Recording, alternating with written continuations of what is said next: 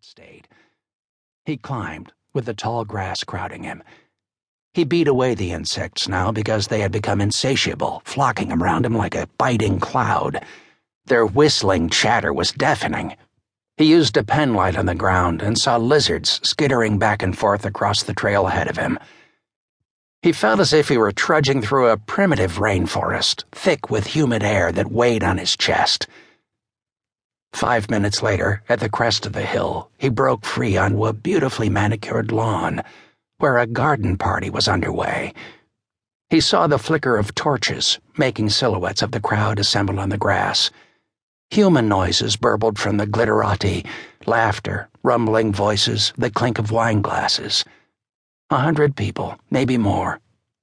Carillon bells played inside the tower, clanging out across the hilltop. The tune was familiar. He slipped a hood over his head and steeled himself for the things to come. Awful, necessary things. He was a man with a mission.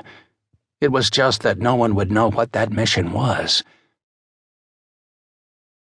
Birch wanted a magical night, Diane Fairmont murmured as she studied the crowd from the dais that had been constructed on the lawn. I guess he got one. I guess he did, Tarla Bolton replied. Tarla swept her long blonde hair from her face. Her friend was right.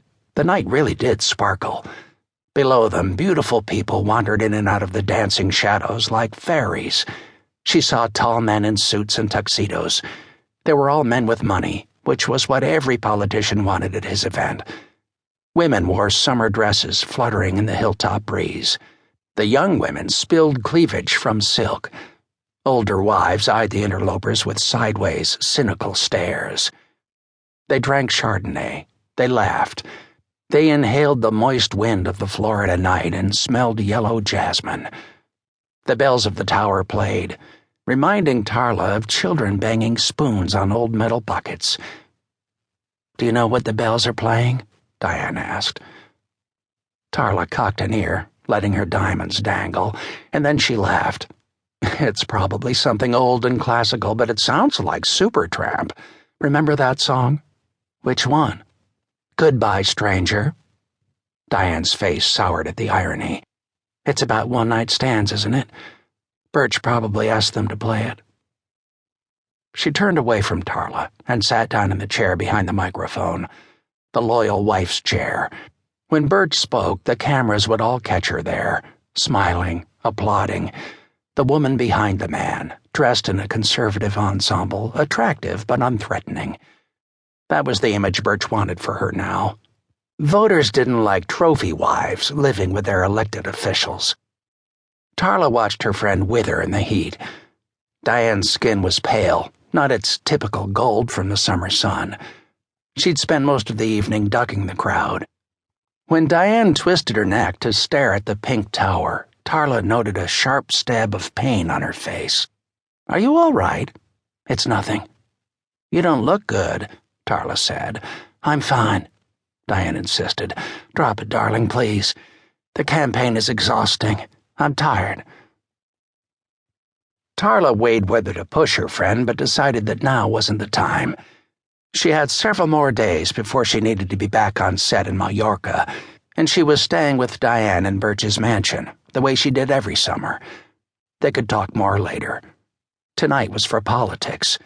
Tonight they had to wear masks. Tarla and Diane had grown up together in the sleepy Central Florida town of Lake Wales. They'd spent their earliest summers here, in the box sanctuary, swatting no-see-ums as they lay in the grass near the tower, talking about boys and dreams. Tarla knew that her best friend had always looked at her with naked envy since those days.